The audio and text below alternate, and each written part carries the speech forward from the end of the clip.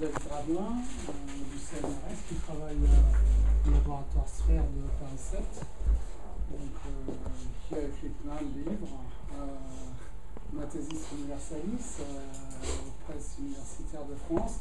Et puis celui-ci, il est également impliqué dans une excellente collection au PUF, presse universitaire de France, qui s'appelle Métaphysique avec un S.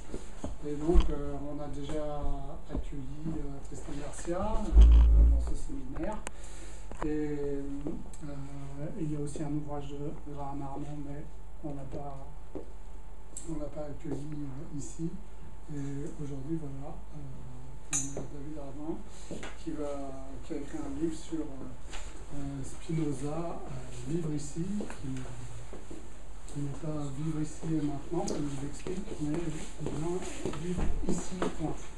Donc, et aujourd'hui, il va nous parler de choses un peu en relation avec notre thème, qui va être donc la théorie des catégories, les mathématiques locales et l'ontologie politique. Donc, son livre également sur Spinoza, à vivre ici, s'appelle en sous-titre Spinoza, éthique locale. Et là, vous retrouvez également la mathématique locale, donc il va vous expliquer tout ça. On espère. Mais je te laisse la parole. Merci beaucoup pour cette invitation. Donc j'ai un peu résisté à l'invitation de Franck, qui est revenu à la charge plusieurs fois, parce que je suis vraiment pas du tout spécialiste de théorie des catégories et assez peu d'ontologie plate, même si effectivement avec la collection on a joué un rôle non négligeable pour sa diffusion en France, puisqu'on a publié et Garcia, dont c'était le premier ouvrage, et juste avant Graham Armand. Donc je commence tout de suite par vous dire que je suis très largement incompétent sur les deux sujets du séminaire, ce qui ne me rend pas la tâche particulièrement facile. Il y a une réticence un petit peu plus profonde que je veux aussi indiquer tout de suite, c'est que je ne suis pas du tout convaincu de l'utilité de faire une ontologie générale. Et ça, c'est mon vieux fond spinoziste, c'est-à-dire que je pense que l'ontologie, ça doit servir à quelque chose, et quand vous regardez l'éthique de Spinoza, en fait, on voit assez clairement, c'est au début de la troisième ou quatrième partie, que les deux premières parties sur Dieu et sur l'esprit ont été écrites comme introduction à l'éthique. Et le livre s'appelle L'éthique. Et l'idée, c'est on fait de l'ontologie pour fonder une éthique, mais on ne fait pas de l'ontologie comme ça dans le vent. Donc j'ai commencé par vous mettre une petite citation. Alors je ne sais pas si vous arrivez à lire, parce que c'est un peu petit, mais c'est une citation très célèbre de Descartes où il dit il ne faut pas faire de métaphysique plus que 2 ou 3 heures par an. Donc voilà, je fais de la métaphysique pendant 2 heures, la métaphysique générale, mais ça sera ma contribution. Mais sinon, je rappelle juste une phrase très jolie de Deleuze dans ses cours sur Spinoza, où il dit un spinoziste se reconnaît au fait que pour lui, l'éthique et l'ontologie, c'est la même chose. Donc je me reconnais aussi là-dedans, et donc je suis a priori pas très en phase avec le projet des ontologies plates, qui sont des vraies ontologies générales, qui sont des vraies métaphysiques générales. Bon. Mais je vais jouer le jeu. Alors j'ai accepté l'invitation parce que c'était surtout pour moi l'occasion de travailler, c'est quand même une raison principale pour accepter les invitations, notamment travailler un petit peu de théorie des catégories, quelques références que je croise depuis quelques temps, que je connais un peu, mais que je voulais un peu approfondir, et notamment... donc j'avais déjà cité, et je m'étais déjà appuyé sur l'article de John Bell qui parle des mathématiques locales, que vous avez dans mon titre. Donc je vais vous expliquer, mais ça va venir assez tard, ce qu'il entend par là. Mais en fait, cet article est adossé à un livre qui est vraiment un livre technique, qui s'appelle Topos et théorie des ensembles locales. Donc ça, c'est vraiment quelque chose que je voulais regarder depuis longtemps. Et puis aussi le livre de Jean-Pierre Marquis, que j'avais lu par petit bout, mais jamais dans son nom, qui s'appelle Formal Geometrical Point of View. Donc ce que je voulais, c'était essayer de travailler un petit peu ça, et puis d'un autre côté, regarder si ça a le moindre rapport avec les ontologies plates, puisque c'est le thème du séminaire. Hein. Est-ce qu'il y a quelque chose qui relie ces choses-là? Mais je voulais rentrer dans la question des ontologies plates par rapport à mon propre projet, qui est quand même assez un petit peu différent. Donc j'ai apporté les 3 livres, si vous voulez les regarder, qui sont parus coup sur coup dans notre collection, dans notre belle collection. Donc je vous invite à les acheter.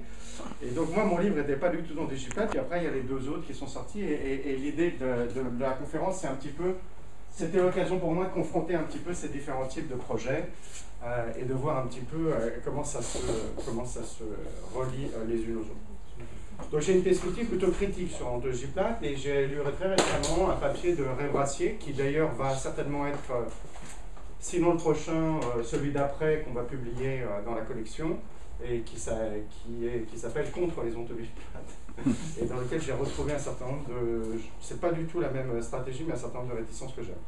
Alors donc ça c'est la première ligne, c'est donc la confrontation avec Spinoza.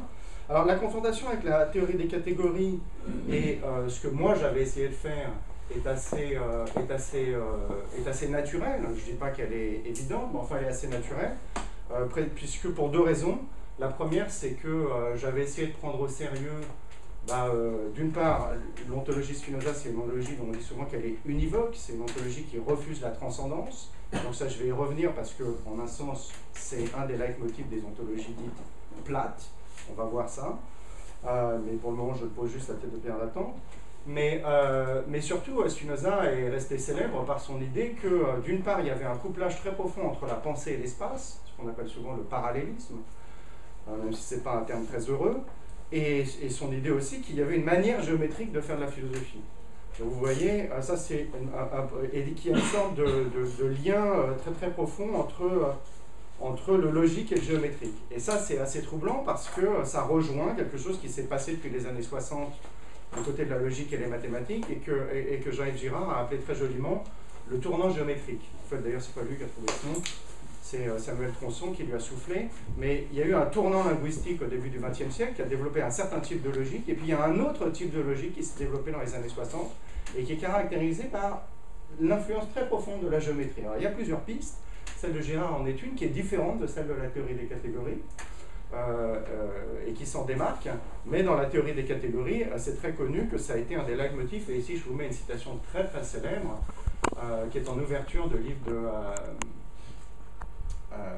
MacLean et Howard sur les faisceaux dans la géométrie et dans la logique, et ils disent dans cette citation que la théorie des topos, elle a permis d'unifier des choses dont on pensait qu'elles n'avaient absolument rien à voir, et ces choses, vous voyez, c'est d'un côté la topologie et la géométrie algébrique, donc un côté très géométrique, c'est des choses qu'on faisait en mathématiques, et de l'autre côté la logique et la théorie des ensembles.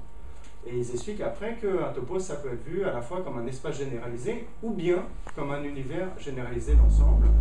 Et ces différents aspects ont apparu de manière assez indépendante autour des années 60, avec d'une part le travail d'Alexandre Grothendieck, d'autre part le travail de Bill Lowery, et d'autre part, ça c'est intéressant aussi, les travaux de Cohen en théorie des ensembles. C'est des choses dont on va reparler dans la deuxième partie, mais je voulais tout de suite le signaler.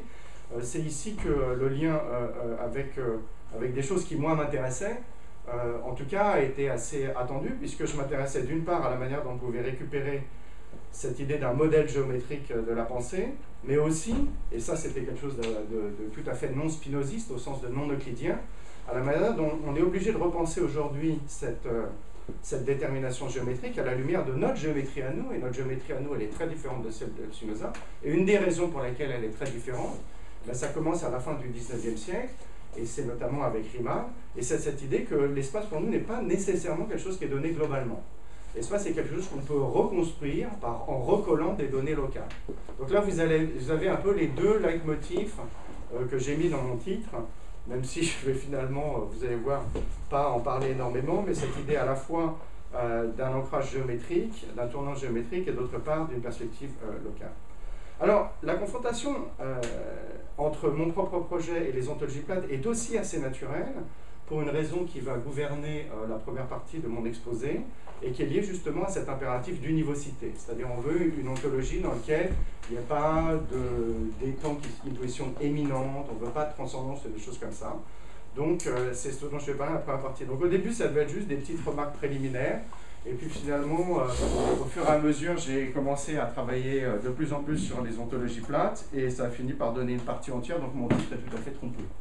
C'est-à-dire que finalement, je parlerai de théorie des catégories et de mathématiques locales qu'un petit peu dans la deuxième partie, et je vais surtout parler dans un premier temps de l'ontologie plate, et je vais essayer de remplir le contrat du séminaire, c'est-à-dire d'essayer de construire un rapport entre les deux, s'il y en a un. Alors, il me semble que le projet d'une ontologie plate, c'est-à-dire non hiérarchique, non nivelé, hein, est un nom nouveau et chic pour un très très vieux projet de la philosophie qui est de faire une ontologie univoque.